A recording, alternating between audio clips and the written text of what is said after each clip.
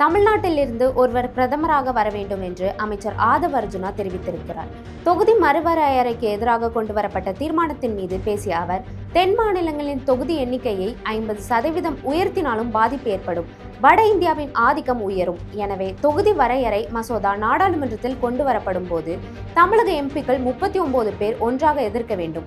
இந்த மசோதாவை முதலில் எதிர்த்தவர் மு.க. ஸ்டாலின் அதை நாங்கள் வரவேற்கிறோம் என்றும் அறிவித்தார்.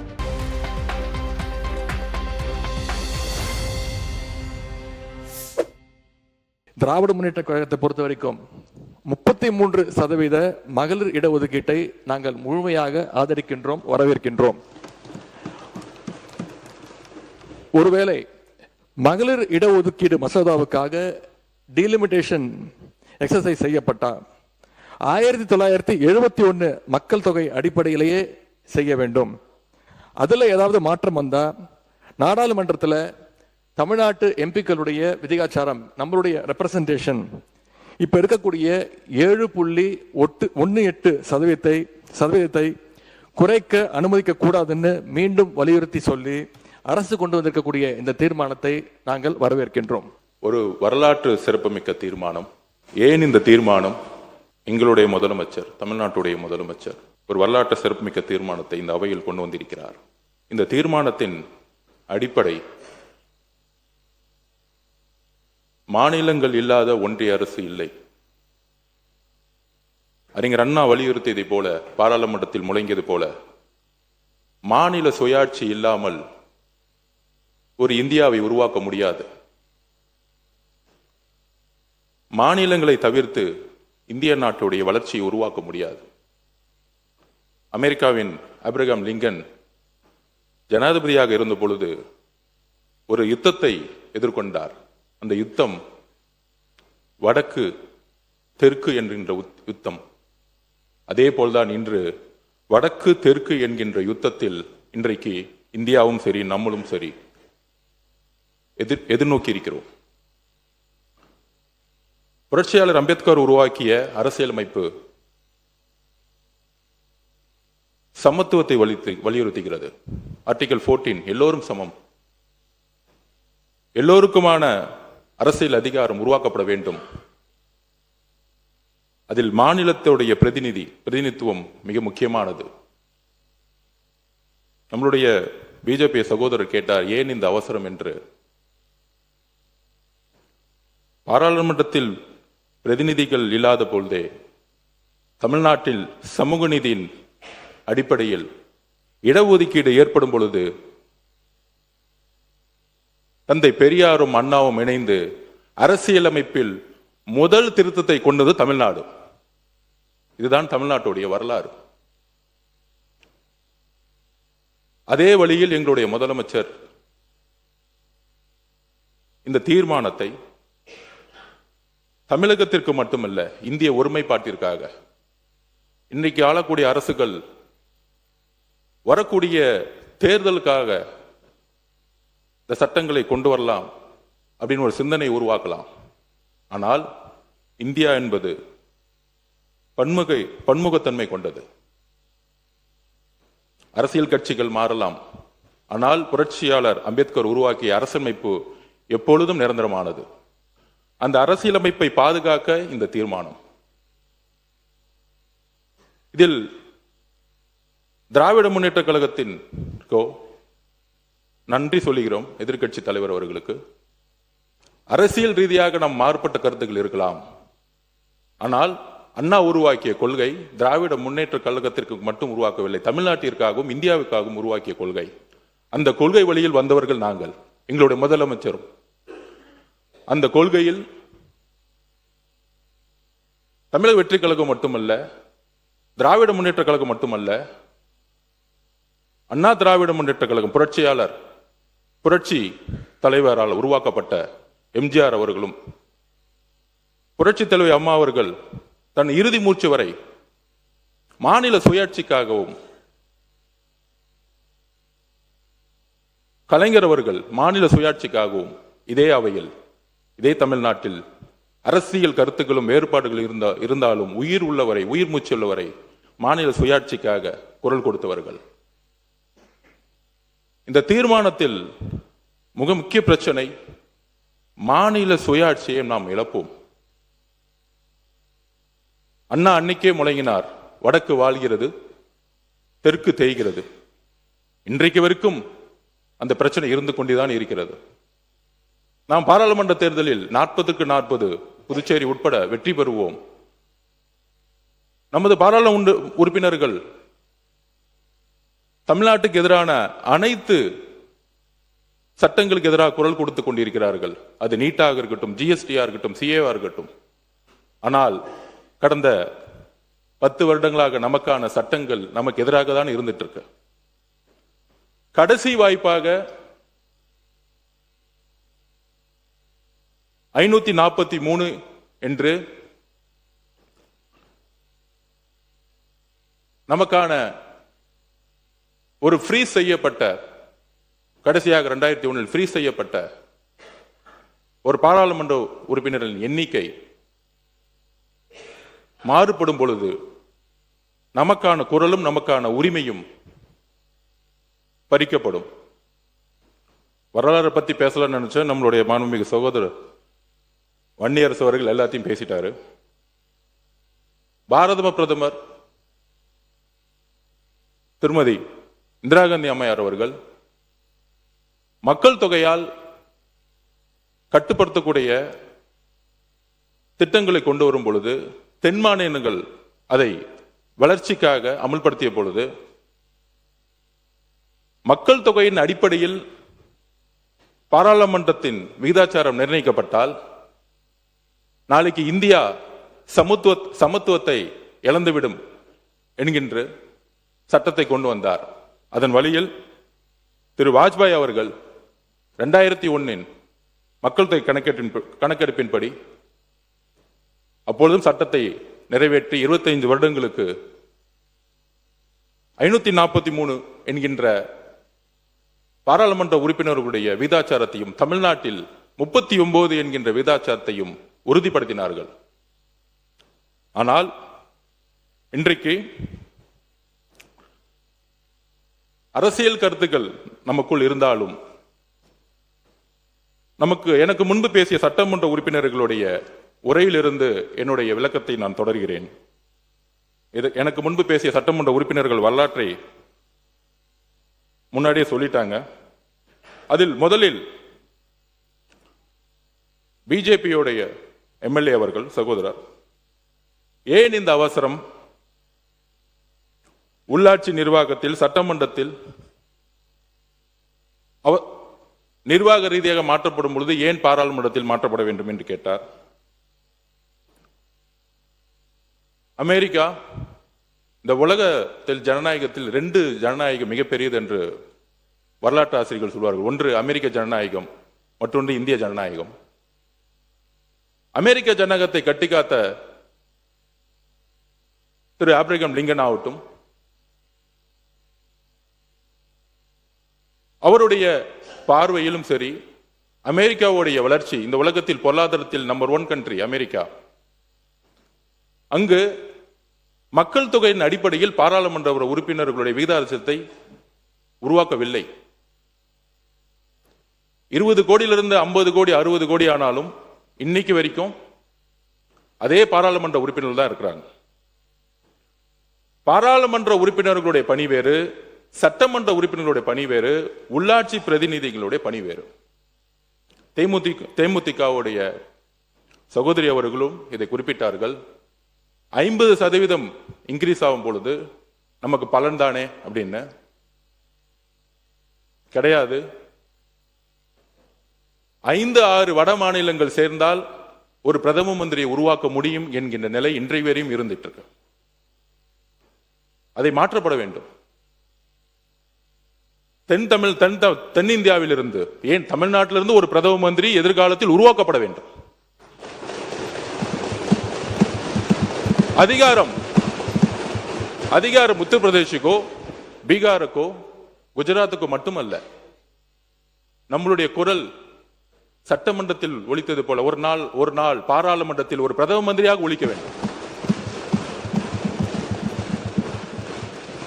இதற்குதான் இந்த தீர்மானம். நாம் பொருளாதாரத்தில் மகாராஷ்டிராக்கு அடுத்த இடத்துல இருக்கிறோம். ஆனால் சட்டங்கள், பாராளுமன்றத்தில் நடக்கக்கூடிய அனைத்து சட்டங்கள் ஏன் தமிழ்நாட்டுக்கு எதிராக இருக்கிறது?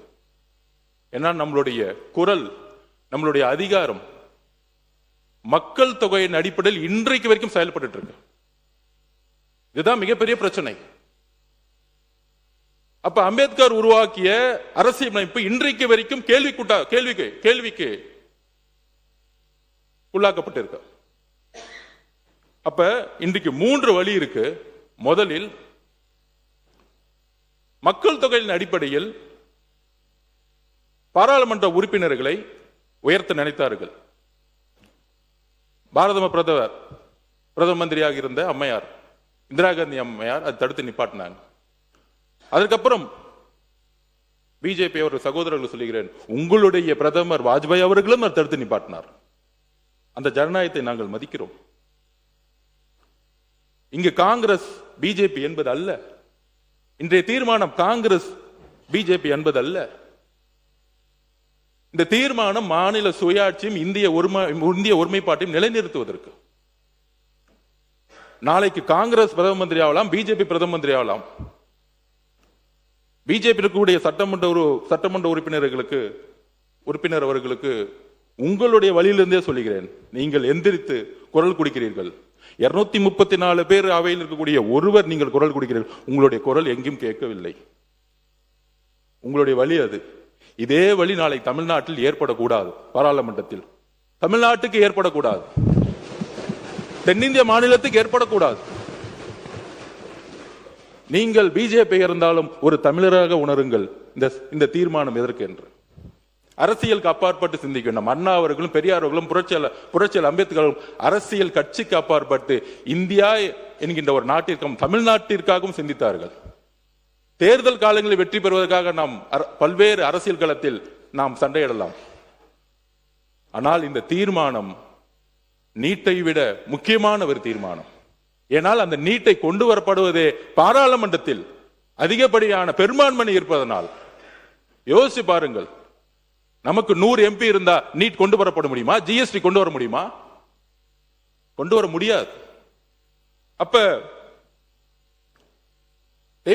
தேமுதிகவுடைய சகோதரி சட்டமன்ற உறுப்பினர் ஆகட்டும், பிஜேபி இருக்கக்கூடிய சகோதரர் ஆகட்டும், பிஎம்கேயோட சகோதரர் ஆகட்டும், பாராளுமன்ற உறுப்பினர்களுடைய பணி சட்டத்தை இயற்றுவது.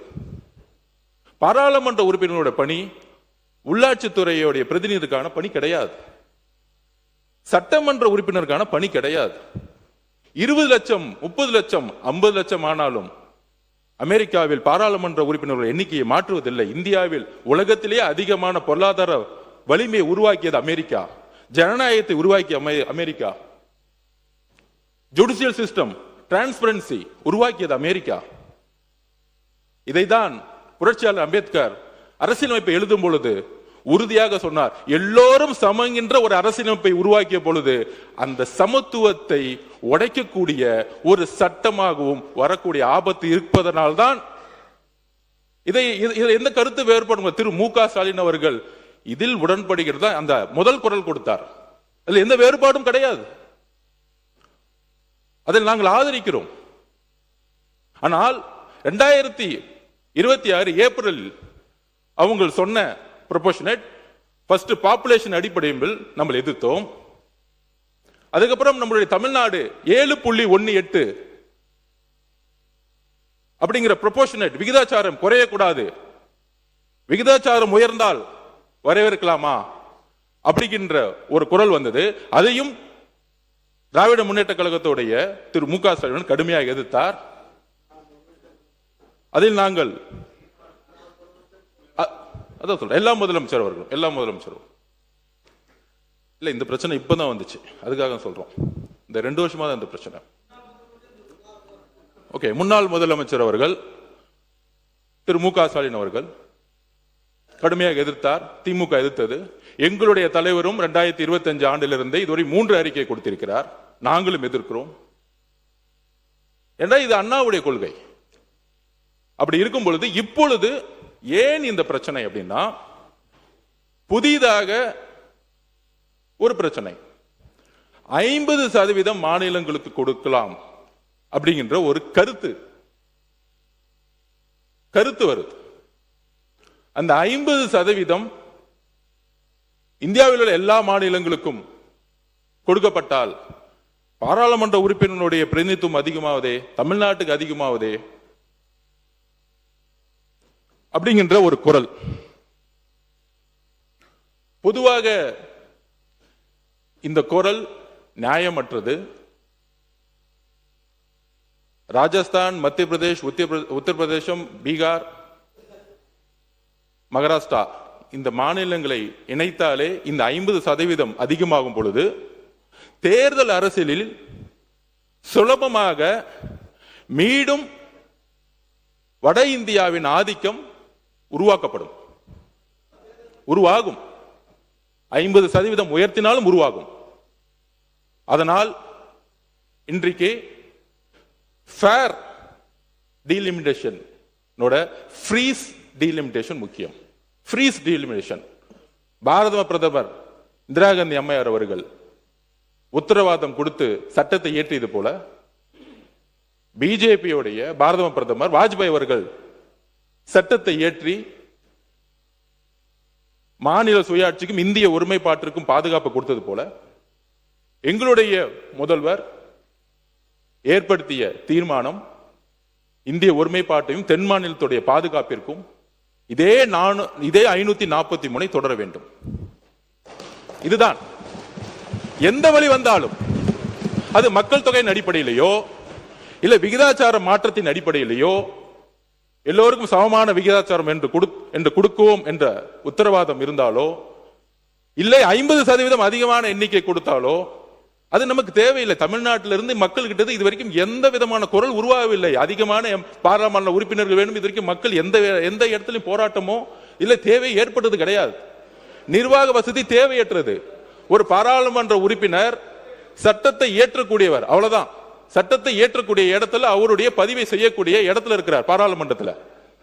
அதனால நிர்வாக வசதிக்காக நமக்கான பிரதிநிதித்துவம் கிடைக்கும் அப்படின்னு சொல்லக்கூடிய ஒரு தவறான வட இந்திய ஆதிக்கத்தில் நாம் வீழ்ந்து விடக்கூடாது என்பதற்காகவே இந்த தீர்மானம். இந்தி பேசும் மாநிலங்கள், நன்றி, இந்தி பேசும் மாநிலங்கள், வடகிழக்கு மாநிலம் எடுத்துக்கொள்ளுங்கள். வடகிழக்குல 7-8 மாநிலங்கள் இருக்கு. ஏன் அவர்கள் குரல் பாராளுமன்றத்தில் ஒலிக்கவில்லை? பிரதிநிதித்துவம் இல்லை. நாளைக்கு வடகிழக்கு மாநிலங்கள் போல தென் மாநிலங்களும் ஆயிடக்கூடாது. அதுக்குதான் இந்த தீர்மானம் முதலமைச்சர் கொண்டு வந்திருக்கிறார். அடுத்த 100 வருஷத்துக்கான அரசியல் மாற்றப்படும். அடுத்த 50 வருஷத்துக்கான அரசியல் மாற்றப்படும். நாம் சமூக நீதி அடிப்படையில் கல்வியை உருவாக்கினோம், உயர்கல்வியை உருவாக்கினோம். அதிகமான மெடிக்கல் காலேஜஸ் இருக்கு. நமக்குள்ள போட்டிகள் இருக்கலாம், அரசியல் சண்டைகள் இருக்கலாம். வளர்ந்த மாநிலமாக இருக்கிறோம். ஆனால் அந்த வளர்ச்சி அரசியல் ரீதியாக வெற்றி பெற வேண்டும். இன்றைக்கு நம்மளுடைய அண்ணன் தங்கம் தென்னரசனுக்கு தெரியும், ஏன் எங்களுடைய நிதியமைச்சர் இருந்தவர்கள் தெரியும், நம்ம ₹1 கொடுத்தா நமக்கு ₹40 திருப்பி கொடுக்கிறாங்க. ஏன்? நமக்கான அதிகாரம் கிடையாது. ஓகே, 29 பைசா, 29 பைசா. அப்ப ஏன்?